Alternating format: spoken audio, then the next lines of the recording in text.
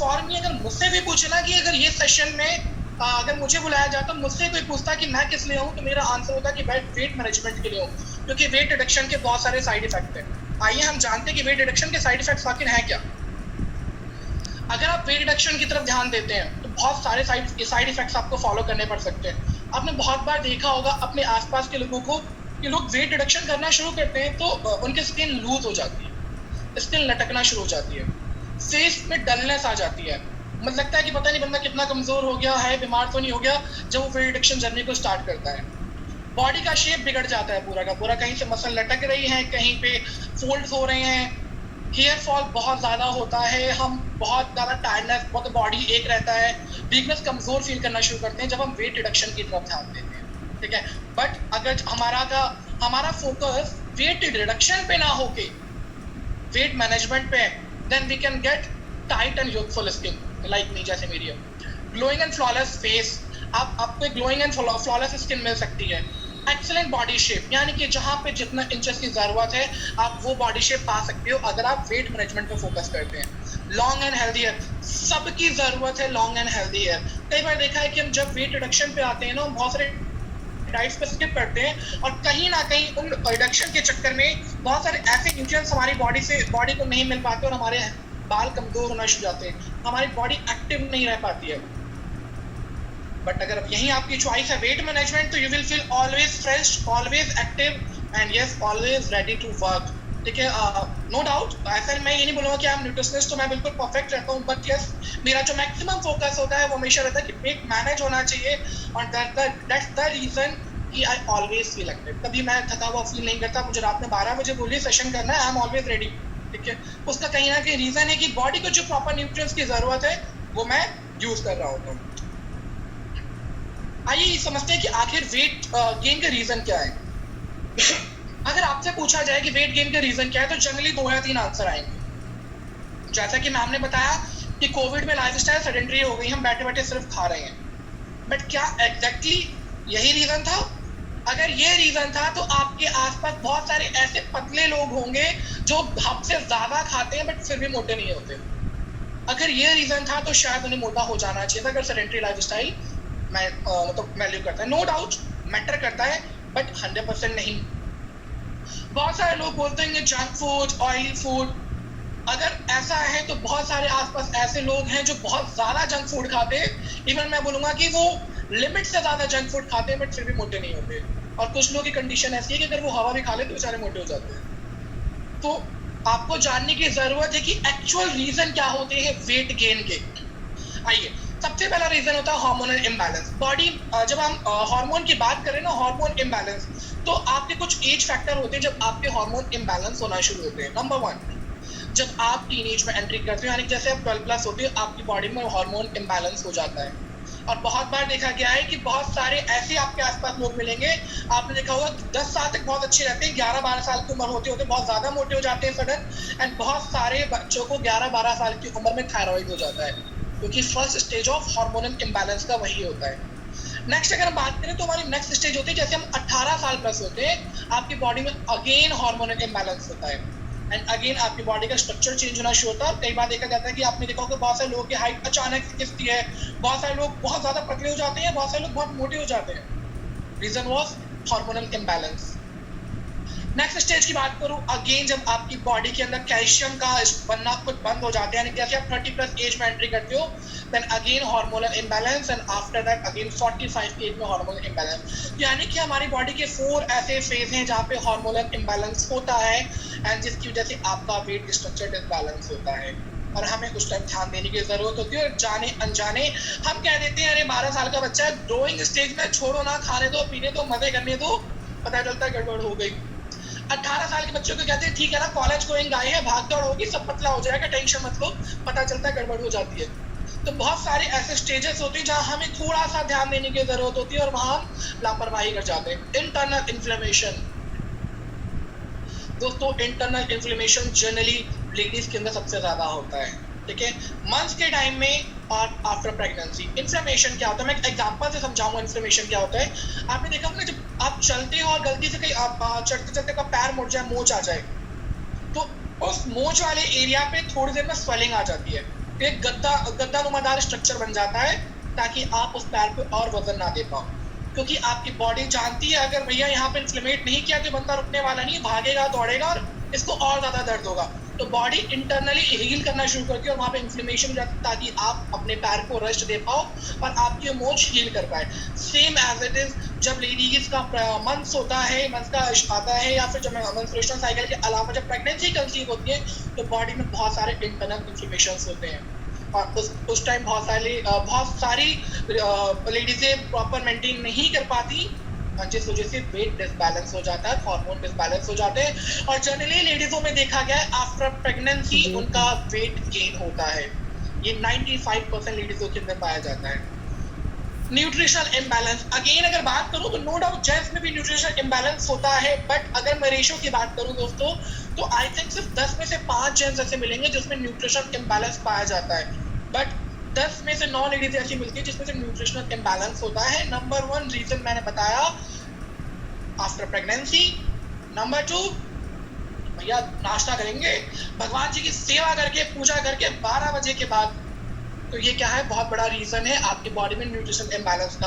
अगर आप अपने ब्रेकफास्ट को 5 to 10 ईयर कंटिन्यू स्किप कर रहे हो ना, तो आप डायबिटीज की तरफ तो आगे बढ़ रहे हो, ये गारंटी है। थायराइड होना आपकी श्योरिटी है 45 की एज के बाद, ये श्योरिटी है, बट वेट में डिसबैलेंस होगा, ये भी गारंटी है, ठीक है। और जनरली लेडीजों का वेट का डिसबैलेंस का रीजन यही होता है, पहले तो पूजा करनी है, दूसरा दूध हम ले नहीं सकते, नंबर 1 स्मेल आती है, नंबर 2 ठीक है सास ससुर को दे देंगे, हस्बैंड बच्चों को दे देंगे, बच गया तो सोचा जाएगा। आप ये क्यों भूल जाती हो, बैकबोन ऑफ होम, ठीक है, तो वहां पे अगेन हम लैक कर जाते, अगेन लेडीज लैक कर जाती हैं। तो हर जगह कॉम्प्रोमाइज अगर करेंगी लेडीज तो नो डाउट न्यूट्रिशनल इम्बैलेंस होना तो बनता है। Lack of sleep, again India में इंसोम्निया के पेशेंट जेंट्स से ज्यादा अगेन लेडीज हैं। व्हाई? इसका रीजन बता देता हूँ, ठीक है। ये रात में 10 बजे 12 बजे बच्चों को खिला दिया, जहाँ सब कुछ साफ करके सोना, और अगेन अगले दिन अर्ली मॉर्निंग 4 साढ़े 4 5 बजे उठ जाना है, क्योंकि हस्बैंड को ऑफिस जाना है, बच्चों को स्कूल जाना है, उनके लिए खाना बनाना है। Again lack of sleep. अगर आप अपनी बॉडी को रिपेयर करने का मौका नहीं दोगे तो बॉडी एग्जॉस्ट हो जाती है। सी हमारा जो साइंस है ना, भगवान ने मतलब नेचर ने इतना अच्छे से डिजाइन किया ना, वो एक बार में एक ही काम कर सकता है, या तो खुद को रिपेयर कर सकता है या फिर डाइजेस्ट कर सकता है। अब होता क्या है, जनरली हम रात का खाना 10 बजे 11 बजे खा रहे होते हैं, और दिन के 4 रोटी को डाइजेस्ट होने में ऑलमोस्ट हमारी बॉडी 10 घंटे लेती है। अब आपने 4 रोटी खाई, रात में रोटी भी, सब्जी भी, दाल भी, चावल, क्योंकि एज अ इंडियन फैमिली को ट्रेडिशन है ये रात में फ्री होके खाना है, सबसे ज्यादा टाइम हमें रात में ही मिलता है, ट्रेडिशन है हमारा। और कहीं ना कहीं हम भूल जाते हैं कि भैया रात में खा के सिर्फ सोना होता है और बॉडी डाइजेस्ट नहीं कर पाती, इसलिए कहा जाता है कि रात का खाना हल्का खाइए, बट नहीं खाते हम, इसलिए हम मोटे होते जा रहे हैं। और रात में हम खाना नहीं, और ज्यादा ओवर खाना खाते हैं तो पूरी रात बॉडी डाइजेशन करती रहती है, उसको खुद को रिपेयर करने का मौका नहीं मिलता, और जब रिपेयर नहीं करेगी तो नो डाउट आप सो रहे होते हो बट इंटरनल बॉडी काम कर रही होती है। स्ट्रेस, सॉरी अगर मैं यहाँ पे थोड़ा सा हार्श वर्ड यूज करने वाला हूँ स्ट्रेस के लिए। जनरली ना स्ट्रेस में भी अगेन लेडीजों के लिए पाया जाता है कि लेडीजों को स्ट्रेस ज्यादा होता है। 10 में से 8 लेडीज ऐसी पाई जाती है जिनको बीपी हाई और बीपी लो का प्रॉब्लम होता है, बल्कि 10 में से 5 जेंट्स ऐसे होते हैं जिनको बीपी हाई या लो का प्रॉब्लम होता है। बट वाई अगेन लेडीज, तो देखा जाए ना आजकल बीमारी में लेडीजों का स्ट्रक्चर आगे होता जा रहा है, but why ladies again stress, किस बात की टेंशन, खाना बनाने की, हस्बैंड को खाना देने की, या घर के काम की, या फिर जॉब की। अगर आप वर्किंग वुमेन है तो नो डाउट मैं मान सकता हूँ आपको जॉब का टेंशन होगा, बट इंडिया में सिर्फ 40% ऑलमोस्ट लेडीज वर्किंग वुमेन है, अदरवाइज 60% से ज़्यादा लेडीज हाउस वाइफ है। तो किस चीज़ की टेंशन, खाना बनाने की। अगर आप कहते हो मुझे खाना बनाने की टेंशन है तो मैं इस बात को स्ट्रिक्टली डिनाई करता हूँ, क्योंकि आपका रूटीन प्रैक्टिस है। रोटी जलने का टेंशन 1 दिन हो सकता है, 2 दिन हो सकता है, 1 महीने हो सकता है, 2 महीने हो सकता है, 1 साल हो सकता है, बट 15-20 साल नहीं हो सकता, ठीक है। बट ये टेंशन लगातार चलती आ रही है।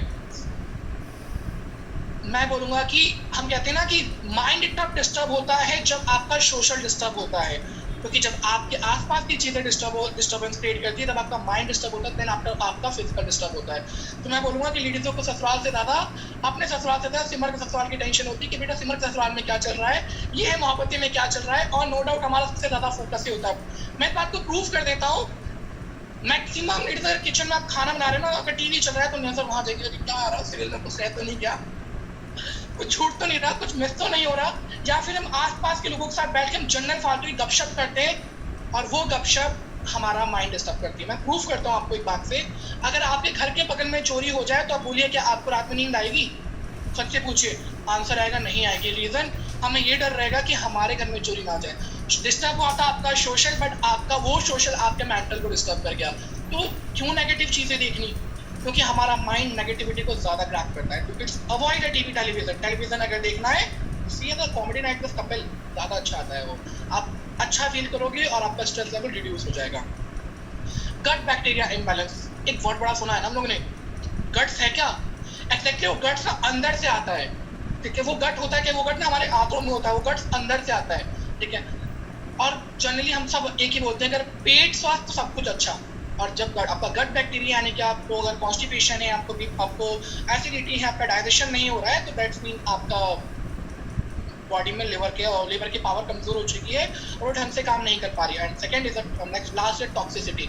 अगर आपकी बॉडी का डिटॉक्सिफिकेशन प्रोसेस यानी कि आपकी बॉडी के जो TSS T4 ग्लैंड्स हैं वो ढंग से काम नहीं कर रहे हैं, थायराइड ग्लैंड ढंग से काम नहीं कर रहे हैं, लिवर ढंग से काम नहीं कर रहा है, किडनी ढंग से काम नहीं कर रही है, आपकी बॉडी में टॉक्सिन जमा हो चुका है। और अगेन मैंने बोला था कि बॉडी एक बार में ही काम करेगी, या तो रिपेयर या डाइजेशन। उसको खिलाते रहेंगे तो डाइजेशन कभी नहीं कर पाती है, सॉरी रिपेयरिंग कभी नहीं कर पाती है, तो जनरली हम उसे खिलाते रहते हैं।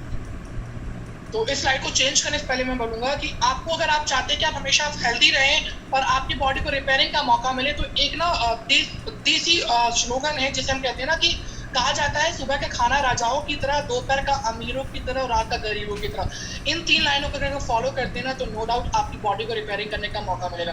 बट अगेन ना, हम सबसे बड़े राजा तो रात में होते हैं और सबसे बड़े गरीब सुबह होते हैं। अगेन प्लीज इसको फॉलो करिए। आइए समझते हैं कि वेट मैनेजमेंट के फैक्टर्स क्या होते हैं और हम किन किन फैक्टर्स पे फोकस करते हैं। सॉरी, अगर मैं बात करूं दोस्तों तो हम सबसे ज्यादा फोकस करते हैं डाइट या फिर एक्टिविटी। सबसे ज्यादा फोकस हमारे इन्हीं दोनों चीजों पे होता है। यार वेट मैनेजमेंट करना, चलो ना डाइटिंग करके आते हैं, चलो डाइटिंग करते हैं। अच्छा वेट मैनेजमेंट करना है, चलो जिम ज्वाइन कर लेते हैं। अच्छा वेट मैनेजमेंट करना, चलो योगा कर लेते हैं। बाकी फैक्टर्स कहाँ चले गए? हमारी बॉडी के अंदर 6 की फैक्टर्स हैं। अगर आप उन 6 की फैक्टर्स का प्रॉपर इस्तेमाल नहीं कर रहे हो तो नो डाउट आपकी बॉडी में वेट डिसबैलेंस होना तो बनता है, ठीक है। सबसे पहला फैक्टर है आपका डाइट, सेकंड फैक्टर आपका मील। अब बहुत सारे लोग सोच रहे हैं डाइट और मील में डिफरेंस क्या है? हिंदी मीनिंग तो दोनों का खाना होता है। डाइट आपको क्या खाना है, मील आपको कब खाना है। हम बोलते हैं ना it's a morning meal, it's a mid day meal, evening meal. यानी कि आपकी टाइमिंग क्या होनी चाहिए वो आपको ध्यान रखना है। आपकी डाइट यानी कि आपको क्या खाना, आपकी बॉडी के लिए क्या डिजाइन है, आपको वो पता होना चाहिए। क्योंकि हमारी बॉडी के जो दोषात हैं हमें उनके अकॉर्डिंग हमारी बॉडी को खाना पीना चाहिए। नेक्स्ट स्ट्रेस, जैसा मैंने बोला आपको अपने स्ट्रेस लेवल को रिड्यूस करने की जरूरत है, तो प्लीज आप थोड़ा सा काम रहिए, चिल करिए और पॉजिटिव चीजों को सोचिए। ज्यादा टेंशन हो मोनिटर की मीटिंग अटेंड करिए, टेंशन कम हो जाती है सीरियसली। स्लीप आपको कम से कम 6 से 8 घंटे की नींद जरूरी है और 6 घंटे की गहरी नींद होनी चाहिए। उसके बाद 2 घंटे तक नॉर्मली करवटी बदलते हो, ठीक है। बट 6 घंटे की गहरी नींद की, भैया कुछ भी हो जाए, आंधी है तूफान है, मुझे सोना है। वो वाली नींद अगर आपकी है जैसे बच्चे सोते हैं, यस आपको कभी ना हाइपरटेंशन की शिकायत नहीं होने वाली है। माइंडसेट, हमेशा पॉजिटिव रहिए, अच्छा सोचिए। एक्टिविटी एवरी डे 40 मिनट्स की एक्टिविटी अपनी लाइफ में जरूर ऐड करिए। अगर आप इन 6 की फैक्टर्स को फॉलो कर रहे हैं ना तो देन यस आप वेट मैनेजमेंट की जर्नी पे 100% सक्सेसफुल होने वाले हैं। बट अगर इसमें से एक भी की डिसबैलेंस हुआ तो नो डाउट गड़बड़ हो जाएगी। ये तिजोरी की चाबियां हैं आपकी बॉडी के पूरे स्ट्रक्चर की, अगर एक भी चाबी खुली छोड़ी तो वहां से क्या आएगा?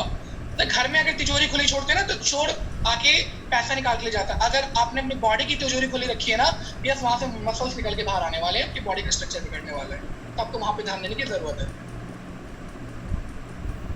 चलिए आगे चलते हैं एंड हम जानते हैं कि हम किस तरीके से अपने वेट को मैनेज कर सकते हैं और कौन कौन से ऐसे हमें स्टेप फॉलो करने चाहिए जिससे हम जान पाए कि वेट बढ़ने का रीजन क्या है, उसको कैसे मैनेजमेंट करना है।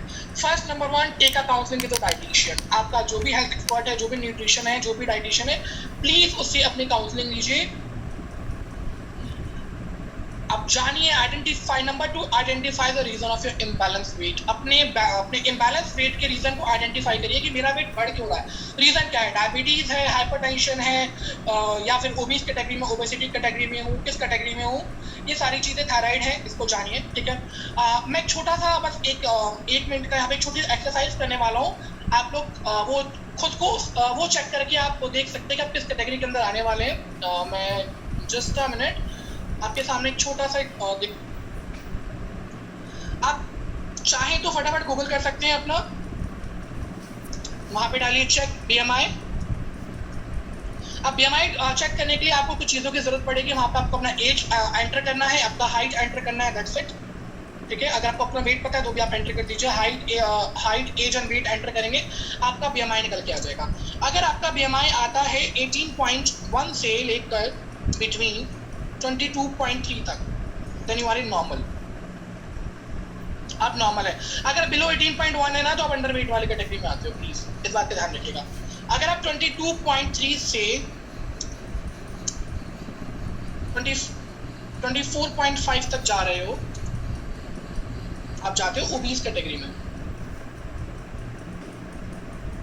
ओके, अगर आप 24.5 से आप sorry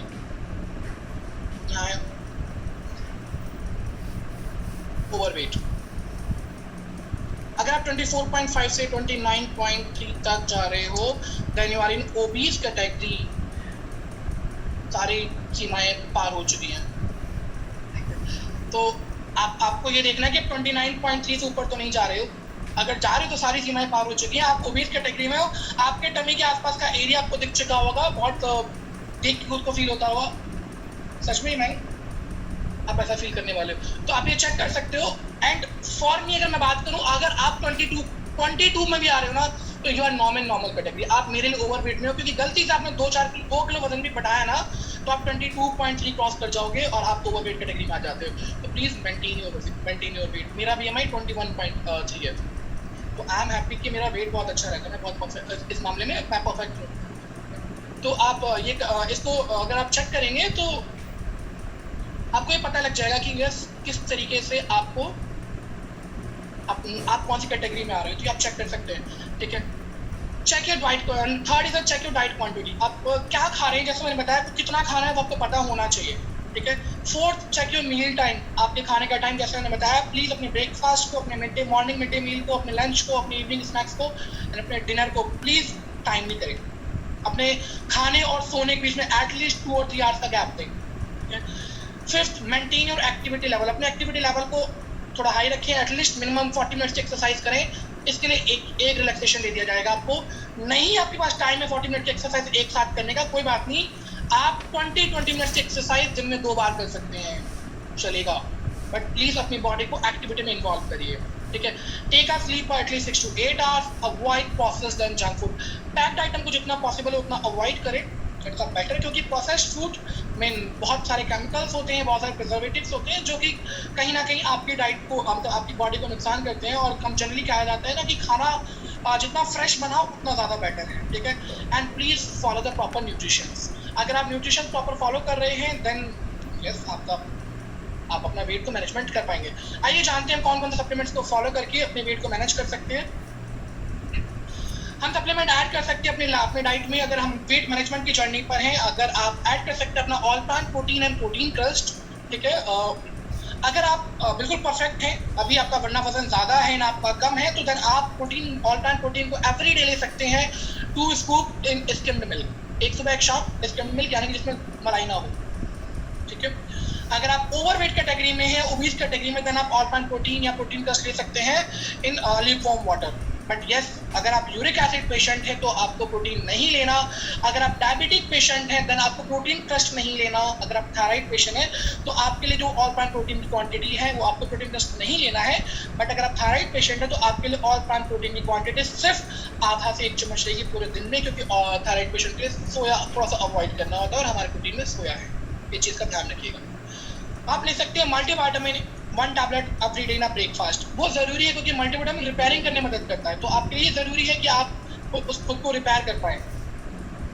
flex and curl oil, इसमें से कोई भी एक चीज ले लीजिए। फ्लैक्स एंड क्रेल ऑयल को सुबह शाम एक टैबलेट ले सकते हैं, बट इस बात का ध्यान रखें उसको खाने से आधे घंटे पहले और खाने के आधे घंटे बाद तक कोई भी दूध या दूध से बनी हुई चीजों का इस्तेमाल ना करें अगर आप फ्लैक्स ऑयल या क्रेल ऑयल ले रहे हैं, ठीक है।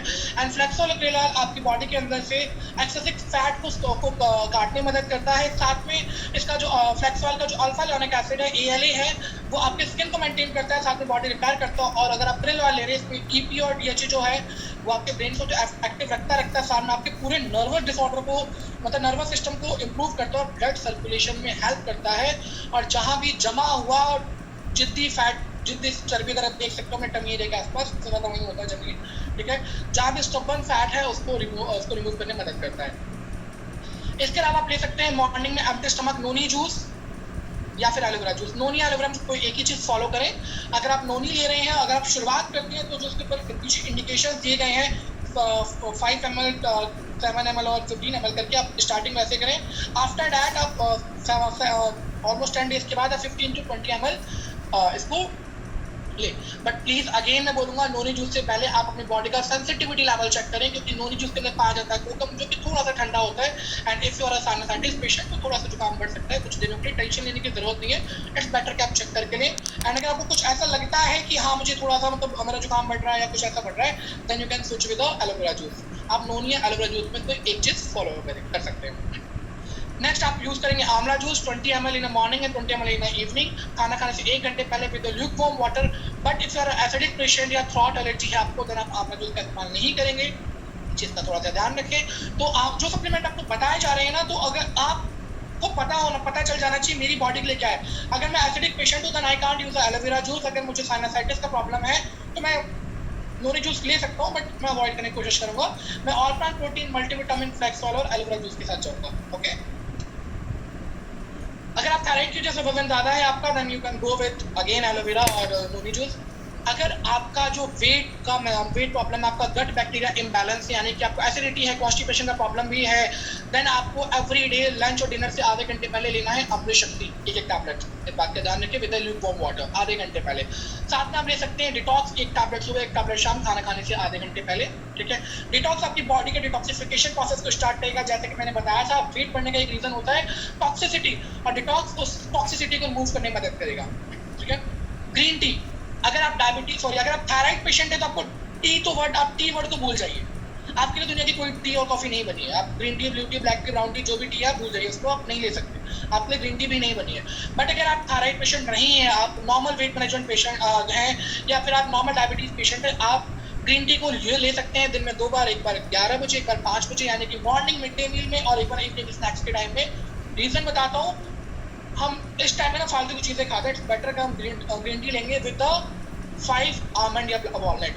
ग्रीन टी के साथ अगर आप फाइब्रस फूड लेते हैं ना, वॉलनट और आलमंड में दोनों में बहुत ज्यादा फाइबर होता है, स्पेशली आप इसको सोक्ड लेंगे। अगर आप सोक्ड आलमंड या सोक्ड भीगे हुए बादाम में भीगे हुए अखरोट लेते हैं तो आपकी बॉडी में फाइबर की क्वांटिटी बढ़ जाती है, और ग्रीन टी आपके मेटाबॉलिक रेट को सडन बूस्ट कर देता है और आपका वेट मैनेजमेंट का प्रोसेस बूस्टअप हो जाता है, ठीक है। If you are thyroid patient, आपके लिए बेस्ट प्रोटीन सोर्स है किनोआ। आप किनोआ का इस्तेमाल अल्टरनेट डेज पे करिए। एंड मेरे तो कुछ फेवरेट रेसिपीज हैं, आप उसका भी इस्तेमाल, किनोआ को पीस के आप डोसा बना सकते हैं, आप किनोआ को बॉयल करके आप सैलेड का इस्तेमाल कर सकते हैं, इस्तेमाल करिए। एंड आप किनोआ के अंदर सारी चीज़ें मिल जाती हैं आपको, विटामिन के, ई, मैग्नीशियम, फास्फोरस, पोटेशियम, प्रोटीन। तो कह सकते हैं ना, इट्स अ वन सॉल्यूशन में फूड, सब कुछ एक सॉल्यूशन में, एक फूड के अंदर मिल जाएगा आपको। एंड अगेन, हमें कई बार बहुत ज़्यादा भूख लगती है, बहुत ज़्यादा क्रेविंग होती है, मन करता है कुछ खाएं यार, कुछ मिल जाए मुझे, कोई चिप्स, कुरकुरे, पैकेट, नमकीन, बिस्किट, कुछ मिल जाए मैं खा लूँ। बट अगर आप वेट मैनेजमेंट जर्नी में स्पेशली 5 से 6 बजे का टाइम ऐसा होता है कि मैं चाहता कुछ तो चाहिए, आप अपनी क्रेविंग को कंट्रोल करने के लिए ले सकते हैं 1 स्पून हनी इन अ ल्यूकवार्म वाटर। हनी आपकी क्रेविंग को सप्रेस करता है, एंड यस, आपकी बॉडी में जो कैलोरीज, एनर्जी देनी होती है वो तो देता है, बट साथ में आपकी बॉडी को आपकी भूख को सप्रेस करता है, तो आपका वेट मैनेजमेंट जर्नी डिस्टर्ब नहीं होती है। तो गाइस, आप इन सप्लीमेंट्स को अपने अकॉर्डिंग चूज कर सकते हैं कि आपकी बॉडी के लिए क्या क्या जरूरत है। आप अपनी बॉडी को क्वालिफाई करिए, अपने अपलाइन या आपके जो भी डाइटिशियन के साथ बैठिए, क्वालिफाई करिए खुद को, and start your weight management journey, and with the glowing skin, अच्छे hairs and perfect body shape.